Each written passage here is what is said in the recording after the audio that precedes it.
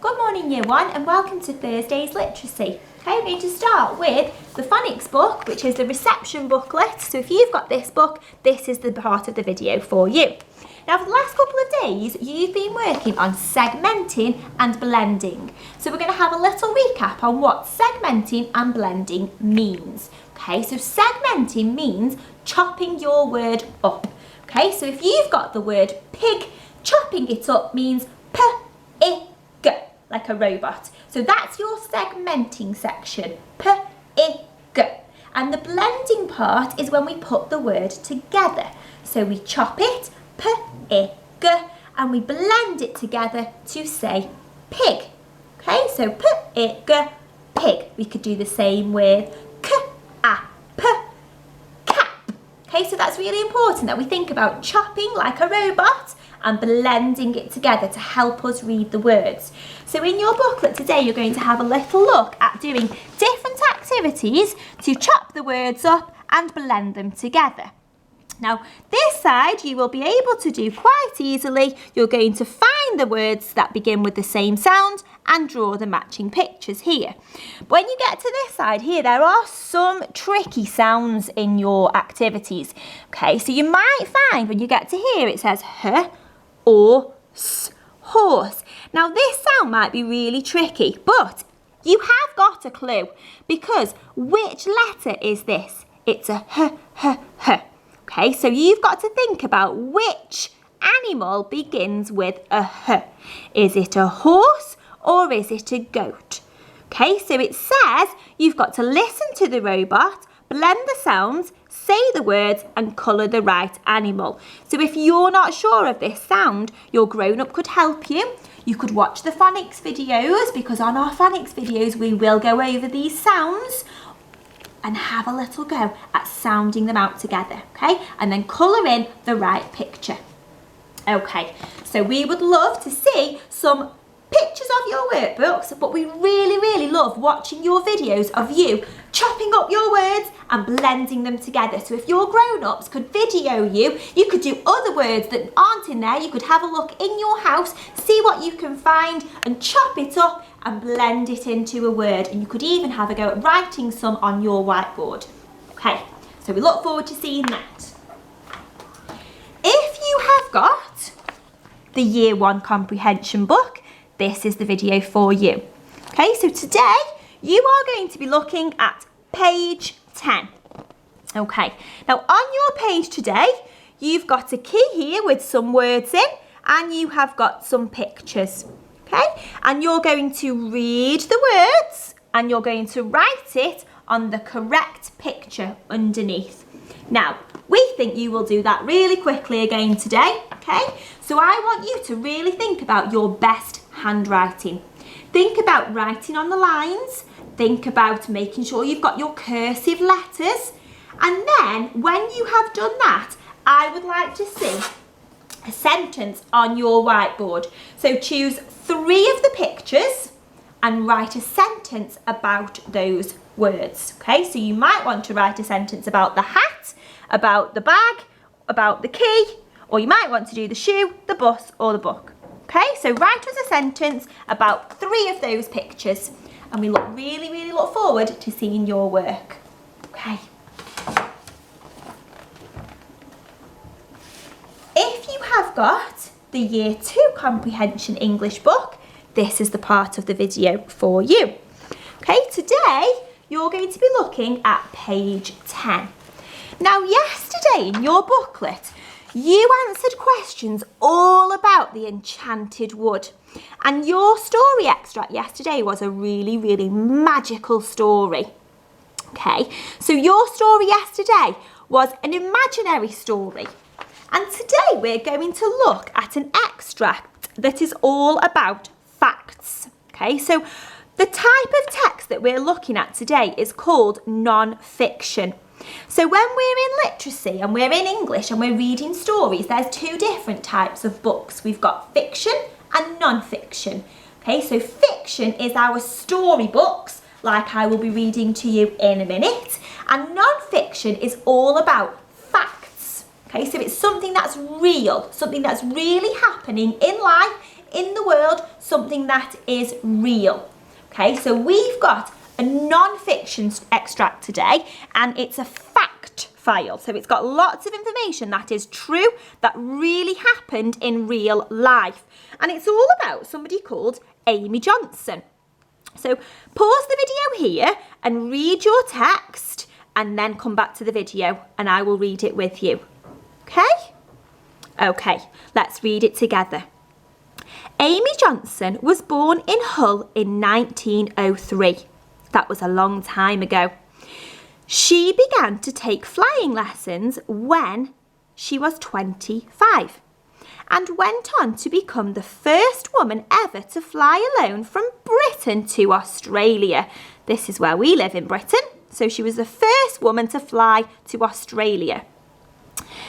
Amy flew to Australia in a gypsy moth plane, which she named Jason. During the Second World War, Amy helped the Royal Air Force by flying planes around the country. In 2016, giant sculptures of brightly coloured moths were hung on the walls of buildings around Hull to celebrate Amy's life. Okay?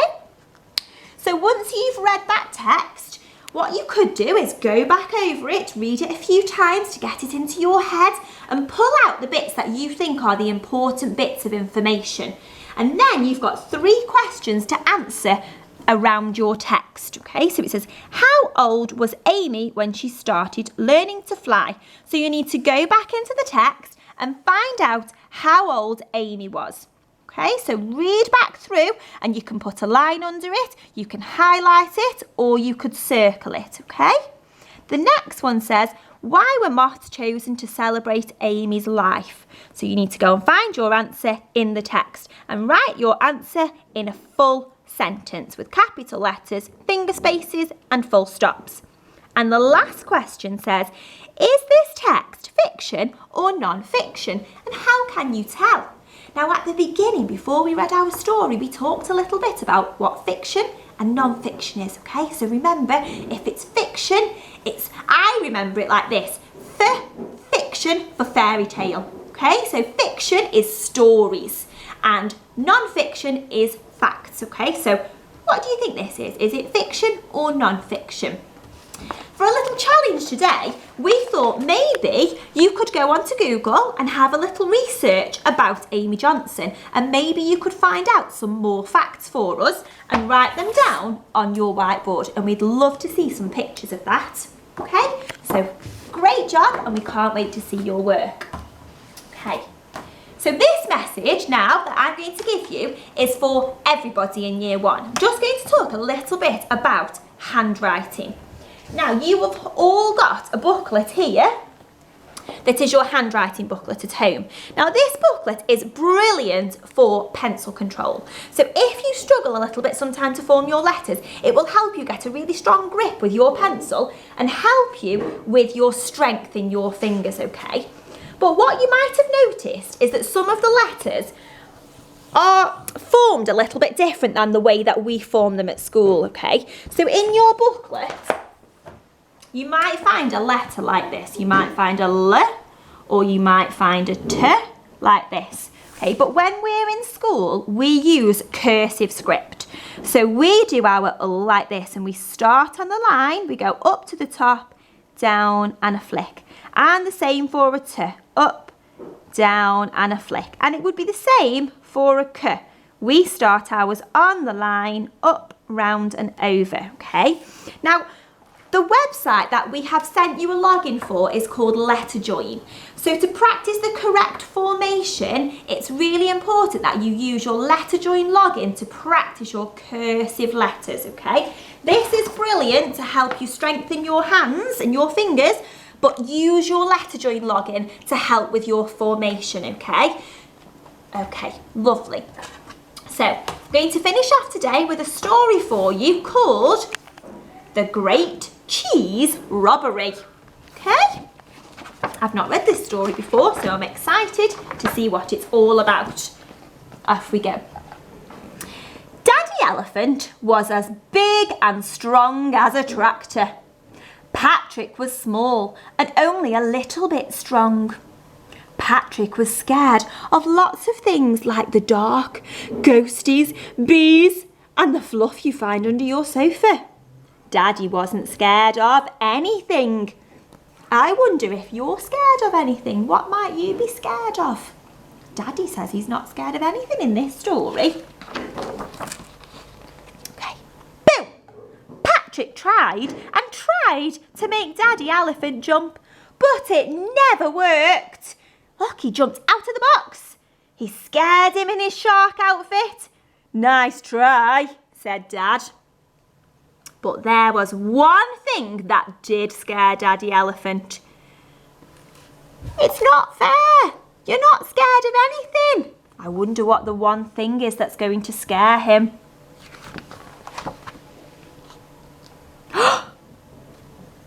One afternoon, there was a squeak at the door. Look, Daddy, gasped Patrick. A teeny tiny elephant. That's not an elephant, cried Daddy. It's a mouse. Daddy sounds very scared to me. Good day, gentlemen, said the mouse. My name is Cornelius J. Parker from the Cheese Inspection Council, and I'm here to inspect your cheese. We haven't got any. Stubborn, Daddy. Yes, we have, said Patrick helpfully. It's in the fridge. I'll show you. Cornelius J. Parker made a very thorough inspection. Is everything all right? I'm afraid your cheese is very dangerous. Cornelius opened his briefcase and pulled out the walkie-talkie. They've fallen for it. I'm in. Get here now. I wonder who he's talking to on his walkie-talkie.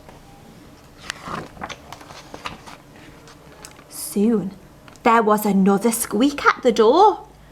We're here for the fridge, said a stocky mouse. The fridge? Asked Patrick. We're confiscating it on the grounds of health and safety, said the skinny one. But I'm making macaroni cheese tonight, said Daddy. Can you see where Daddy is? Daddy's not supposed to be scared of anything, but he looks very, very scared now, doesn't he? It's his signature dish, Patrick added. Not anymore, it's not, said Cornelius. Follow me. There was an awful squeak as the mice slid and scraped into the fridge across the floor. We can't hold it much longer, boss. Look out. Then the fridge fell with an almighty crash. Oh my goodness, where are the mice taking the fridge? Don't worry, I'll help, called Patrick. The mice back on his walkie-talkie says, send in more help. Back up now. Oof. Suddenly, there was a loud cry from the lounge. More mice, said Daddy. Oh my goodness, look at all these mice. Look, an elephant. The mice had a dastardly plan. That's a big word, isn't it? Dastardly. Get your team loaded up. Let's take everything. Yes, boss. I wonder if you could have a think about what you think these mice might be doing right now. Are they really taking the cheese away because it's not safe? Is there really a problem with the cheese? Or do you think that maybe they are trying to pinch it? They're trying to steal the cheese?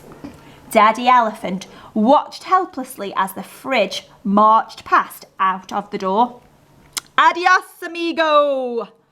And not just the fridge. The mice took the telly, the phone, the fish biscuits, the lamp, and even Patrick's toys. But they're mine, said Patrick. Sorry, kid. Boss said to take the lot. There's lots of mice emptying poor Patrick's house out. On the count of 3, 1, 2, 3, heave! and all the mice are trying to pick up the sofa. Daddy Elephant gave a little whimper as the mice cheered and lifted the sofa up. Stop! That's my daddy! Patrick shouted in his biggest, strongest voice, but the mice took no notice. Just at that moment, are they going to take Daddy as well? Mummy Elephant appeared. What's going on here? We're from the Cheese Inspection Council, Madame. Please step aside. Put my husband down or else, shouted Mummy Elephant, and everybody froze. Cornelius narrowed his eyes. Or else what? He said. Patrick's mummy took a big, deep breath. And what do you think she's going to do or say? Oh my goodness me. Went Mummy. She made a great big elephant noise and she sent those naughty mice flying away. Eek! Yikes! Look out! Put everything back where you found it and leave us alone, said Mummy. Eek! Right away, madam! I think those mice are very scared of Mummy Elephant, aren't they? Mummy Elephant wasn't scared of those naughty mice. The truth is, said Mummy Elephant, everyone is afraid of something, even your big old dad. But he is still the biggest, strongest elephant around, said Patrick. I am, smiled Daddy proudly. But when it comes to mice, Mummy is definitely the bravest. Well done, Mummy. I think Mummy Elephant saved the day from all those naughty mice, didn't she? What a super story. I really like that story. I definitely think I'm going to read that one again. And if you do enjoy it, you could listen to it again another day. Okay, thank you very much and we'll see you tomorrow.